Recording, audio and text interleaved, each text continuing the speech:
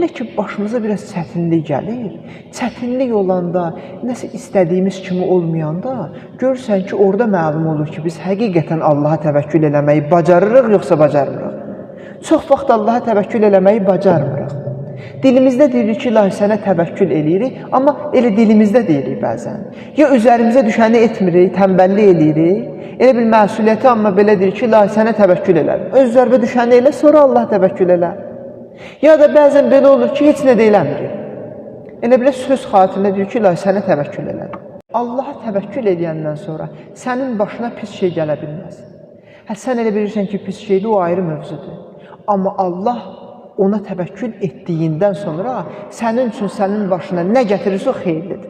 Ya indi bilmirsən, birazdan biləcəksən, ya indi bilmirsən, 1-2 gün sonra biləcəksən. Amma mütləq görəcəksən ki, Allah sənin üçün ona təvəkkül edəndən sonra, ona dua edəndən sonra, öz üzərinə düşəni edib, özünü ona həvalə edəndən sonra sənin üçün nə eləyibsə yaxşı eləyib.